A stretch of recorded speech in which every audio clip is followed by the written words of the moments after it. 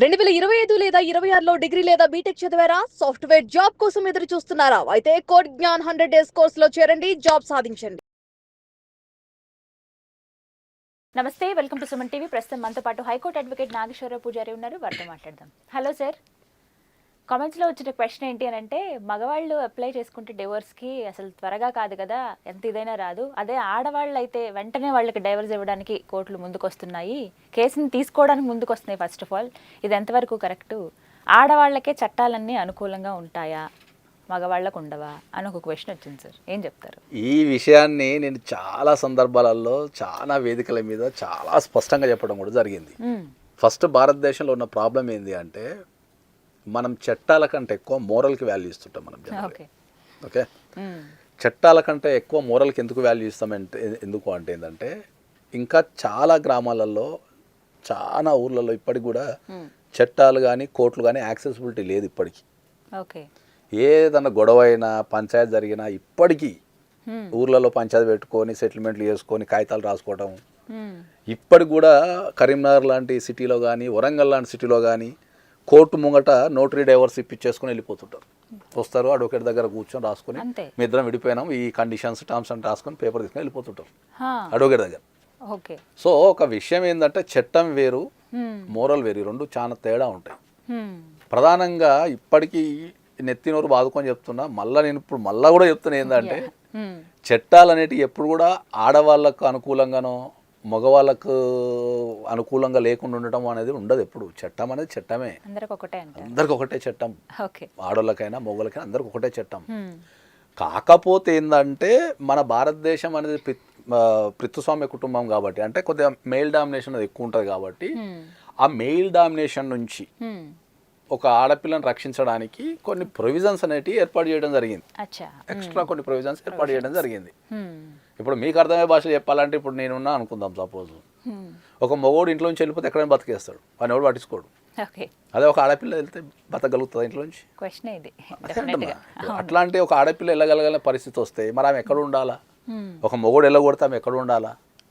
కాబట్టి ఆమెకి అట్లా ఎవరైనా వెళ్ళగొట్టకుండా రైట్ టు రెసిడెన్స్, అంటే ఆ ఇంట్లో నివసించే అధికారం చట్టం ప్రొవిజన్ ఇస్తుంది. అంటే ఇట్లాంటి ప్రొవిజన్స్ మాత్రం ఇస్తారు వాళ్ళకి, అంతే తప్ప ఆడవాళ్ళకు అనుకూలంగా చట్టాలు ఉంటాయి, మగవాళ్ళకి అనుకూలంగా ఉండవు. కొంచెం ఎక్కువగా వాళ్ళకే ప్లస్ అన్నట్టుగా భావించి దీంట్లో చాలా స్పష్టంగా చెప్పిన, ఇప్పుడు ఒక మగోడు ఇంట్లో నుంచి వెళ్ళిపోతే వానికి ఏ రకమైన ఇబ్బందులు రావు. ఆ రకంగా ఆలోచించి ఇలాంటి ప్రొవిజన్స్ పెట్టారు, అంతే కదా. ఇప్పుడు ఒక మగోడు ఇంట్లో నుంచి వెళ్ళిపోతే ఏ రకమైన ఇబ్బందులు రావు. ఎక్కడ పడితే అక్కడ తినచ్చు, ఎక్కడ పడితే అక్కడ వండుకోవచ్చు, వెళ్ళొచ్చు, ఏదైనా చేసుకోవచ్చు. ఒక ఆడపిల్ల వెళ్ళగలుగుతుందా? ఇంట్లో నుంచి వెళ్ళిపోయి ఉండలేదు కదా సమాజంలో. సో మరి ఒక ఆడపిల్లని ఒక మగోడు కనుక ఇంట్లో నుంచి వెళ్ళగొడితే మరి వాళ్ళకి రక్షణ ఎవరు ఇవ్వాలా? సో ఆ రక్షణ అయినా రైట్ టు రెసిడెన్స్ అంటాం. అంటే నన్ను ఇంట్లో నుంచి వెళ్ళగొట్టే అధికారం నీకు లేదురా నాయన, నీ ఇంట్లో ఉంటా అనేది ఒక ప్రొవిజన్, అంతే. పంచాయతీ వేరే, మళ్ళీ వాళ్ళిద్దరి మధ్యలో పంచాయతీ ఏముందని అది వేరే విషయం. ఒక ప్రస్తుతానికి ఏదన్నా కారణం వల్ల ఆడపిల్ల బయటికి వెళ్ళి ఉండలేదు కాబట్టి మరి ఆమెకు ఒక రక్షణ ఇవ్వాలి కదా మనం, కాబట్టి చట్టపరంగా ప్రొవిజన్ అనేది ఏర్పరిచాలి, అంతే. చట్టం వేరే. మళ్ళీ మరి ఇక్కడ వ్యూయర్ అడుగుతున్న పాయింట్లో చూసుకుంటే డైవర్స్ విషయానికి వస్తే మీకు ఎన్నో సందర్భాలలో ఎన్నో వేదికల మీద నాకు తెలిసి మీతో కూడా ఇప్పటికి 2-3 సార్లు మాట్లాడి ఉండొచ్చు దానిపైన. నేను డైవర్స్ విషయానికి వస్తే ఆడ మొగ అంటూ తేడా ఏముండదు. చట్టంలో కూడా ఎక్కడ కూడా ఆడ మొగ డైవర్స్ అనేది ఎక్కడ రాయలేదు. స్పౌజ్ అనే పదమే ఉపయోగించారు. అది భార్య కావచ్చు, భర్త కావచ్చు, ఎవరైనా కావచ్చు.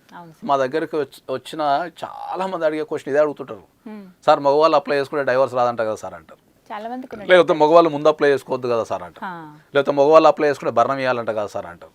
ఓకే, లేకపోతే మగవాళ్ళు అప్లై చేసుకుంటే ఆమె ఒప్పుకుంటేనే డైవర్స్ వస్తుంది కదా అంటారు. ఇప్పుడు అక్కడ డైవర్స్ అనే పదం ఏంది జనరల్గా? అత్యంత సాధారణ భాషలో డైవర్స్ అంటే ఏంది జనరల్గా? ఒక వ్యక్తితోని కలిసి జీవించలేని పరిస్థితి ఉంటే, ఈ వ్యక్తితోని ఈ కారణాల వల్ల నేను కలిసి జీవించలేను కాబట్టి ఆ వ్యక్తి నుంచి నాకు చట్టపరంగా నన్ను సపరేట్ చేయండి అనడమే డైవర్స్. అంతే, ఎంతో సింప్లిఫై దీన్ని. ఇంకా డైవర్స్ అనేది పెద్ద పదార్థం, అర్థం కాని పదార్థం ఏం కాదు. ఒక వ్యక్తితోని ఏ కారణం చేతనైనా ఆమె ప్రవర్తన వల్ల కావచ్చు, లేకపోతే ఫైనాన్షియల్ ఇష్యూస్ ఉండొచ్చు, లేకపోతే ఏమన్నా జనరల్గా డిసీజెస్ ఉండొచ్చు, లేకపోతే ఇంకేదన్నా ఉండొచ్చు. ఒక వ్యక్తితోని ఒక ఇంటి కింద నేను కలిసి జీవించలేను, కాబట్టి నాకు డైవర్స్ ఇవ్వండి అని అడగటమే డైవర్స్కి అంతే. కోర్టుకి వెళ్ళి ఆడగాని మొగ్గాని చేయాల్సిన విషయం ఏముంటుంది? ఈ వ్యక్తితోని ఈ కారణాల వల్ల నేను కలిసి జీవించలేకపోతున్నా కాబట్టి నాకు డైవర్స్ ఇవ్వండి అంటది. కోర్టు అక్కడ వీళ్ళు ఆడనా మొగనా లేకపోతే ఇది అన్ని పట్టించుకోదు. ఈ రాసినవి అనేటివి కరెక్టా కాదా, ఇవి ప్రూవ్ చేసుకున్నారా లేదా, ఓకే ప్రూవ్ చేసుకుంటారే కలిసి ఉండలేడు కదా డైవర్స్ ఇస్తున్నా తీసుకోవటం అంతే. నువ్వు రాసిన విషయాన్ని ప్రూవ్ చేసుకోలేదు అనుకో, అరే నువ్వు రాసిన విషయాన్ని నువ్వు ప్రూవ్ చేసుకోలేదు, నువ్వు టిట్ చెప్తున్నావు రాబోయే నీకు డైవర్స్ అవసరం లేదు నేను డిస్మిస్ చేస్తున్నా పోటర్ అంతే.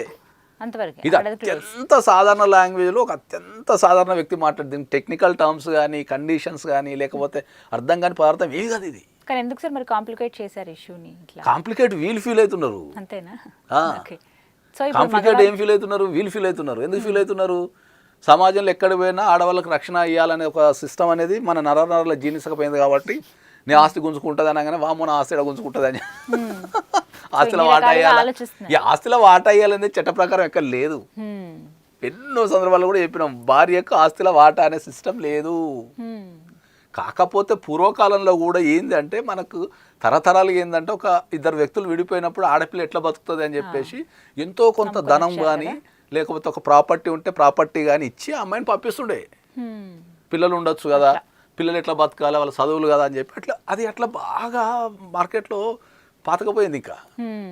సో ఇంత మనం సింప్లిఫై చేసి ఇంత సింపుల్గా ఇంత నీట్గా మనం చెప్తుంటే కూడా మళ్ళీ ఇప్పటికి ఈ రోజు కూడా అడిగే క్వశ్చన్ ఏంది అంటే మొగోళ్ళు అప్లై చేసుకుంటే రాదంట కదా. ఓకే మొగోళ్ళు అప్లై చేసుకుంటే రాదంట కదా, మొగోళ్ళు ముందు అప్లై చేయొద్దంట కదా, పిల్లం ఒప్పుకుంటేనే వస్తుందంట కదా అంటారు. అంటే ఇప్పుడు ఈ దేశంలో ఇప్పటి వరకు ఇట్లాంటి సందర్భాల్లో ఏ మొగోనికి డైవర్స్ రాలేదా?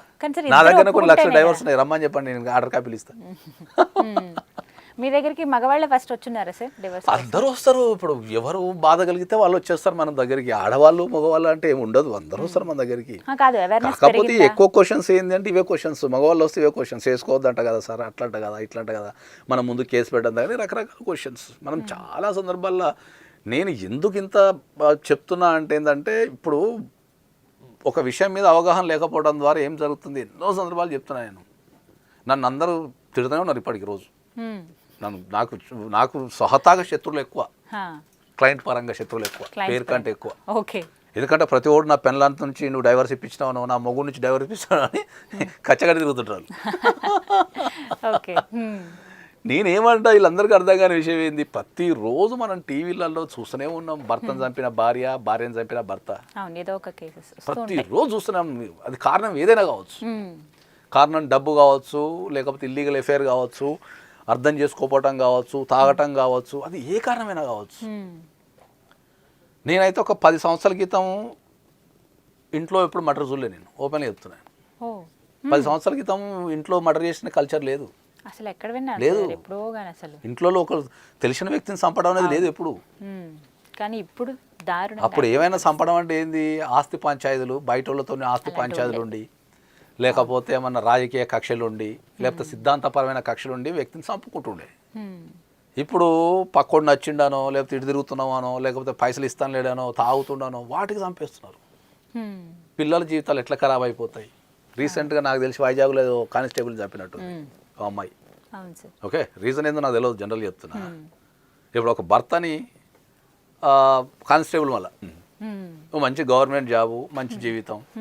నేను ఏమంటే ఇప్పుడు చంపింది అమ్మాయి, సరే చంపి ఏం చేస్తుంది, ఇప్పుడు జీవితాంతం జైలు ఉండాల్సిందే కదా తన పరిస్థితి. మరి ఆ చంపే బదులు డైరెక్ట్ వచ్చి కోర్టులో డైవర్స్ వేసుకొని నాకు మొగుడు నచ్చలే నేను కలిసి ఉండాలంటే కథమైపోతుంది. The court will decide the issue. ఓ సంవత్సరం కొట్లాడుతావు, 2 సంవత్సరాలు కొట్లాడుతావు, ఓ 3 సంవత్సరాలు కొట్లాడుతావు, తర్వాత విడిపోతావు. జీవితాంతంతో మళ్ళీ సుఖంగా ఒక నచ్చిన వ్యక్తితోనో ఒంటరిగానో గడిపేస్తావు కదా. అది ఆలోచించట్లేదు ఎవరు. ఎందుకు ఆవేశపడుతున్నారు మీరు? ఒక రిలేషన్షిప్లో ఎందుకు ఆవేశపడుతున్నారు మీరు? అది నేను చెప్పేది. ఇది అర్థం చేసుకోకుండా ఏం చేస్తారు, నన్ను తిడుతుంటారు రోజు. నువ్వు డైవర్స్ ఇప్పించి సమాజాన్ని జడగొడుతున్నావు అని తిడుతుంటారు. నాకు ఒక వైపు నుంచి బ్రాడ్ సెన్స్లో ఏమనిపిస్తుంటుంది, అరే వీళ్ళు కొట్లాడుకొని, ఇంట్లో కొట్లాడుకొని, స్ట్రెస్ తీసుకొని, రోగాలు పెంచుకొని, కెరియర్ ఖరాబ్ చేసుకొని, పిల్లల జీవితాన్ని ఖరాబ్ చేసి, ఇంటిల్ని పాదిని ఖరాబ్ చేయటం ఎందుకు? ఎవరికి నచ్చినట్టు వాళ్ళు బతకచ్చు కదా అనేది నా సిద్ధాంతం. ఇది ప్రాబ్లం. అందుకే ఎండింగ్లో కూడా మళ్ళీ చెప్తున్నా ఏంటంటే ఈ వీడియోకి ఇది టైటిల్ పెట్టండి, చివరి దాకా చూడండి అని. రైట్. ఎండింగ్లో కూడా ఏం చెప్తున్నా ఏంటంటే మీరు డైవోర్స్ అప్లై చేసుకోవాలంటే ఆడ మగ తేడా ఏమీ ఉండదు, అందరికీ సమానమే, అందరూ ఒకటే. అందరికీ సమానమే ఉంటుంది చట్టము. Right sir. ఒక వ్యక్తితోని కలిసి జీవించలేను నేను అనుకున్నప్పుడు మీరు డైవోర్స్ అప్లై చేసుకోండి అంతే. గట్టిగా ఆలోచించండి, అరే ఈ వ్యక్తితో నేను జీవితాంతం బతకగలుగుతానా, ఈ వ్యక్తి నాకు సాయం చేయగలుగుతారా, అంటే సాయం అంటే వేరే సాయాలు కాదు, మనకు ప్రశాంతంగా ఉండగలుగుతామా అని చూసుకొని ఉండండి, లేకపోతే కూర్చొని ముచ్చబెట్టుకోండి. అప్పటికి నాకపోతే కోర్టుకు వచ్చి డైవర్స్ తీసుకోండి అంతే. ఆడవాళ్ళకంటూ ప్రశాంతంగా deal ప్రత్యేక చేసుకో. చట్టాలు ఉన్నా అవి డైవర్స్ ఎప్పుడు డామినేషన్ చేయవు. రైట్ సార్, థ్యాంక్ యూ అండి. Right.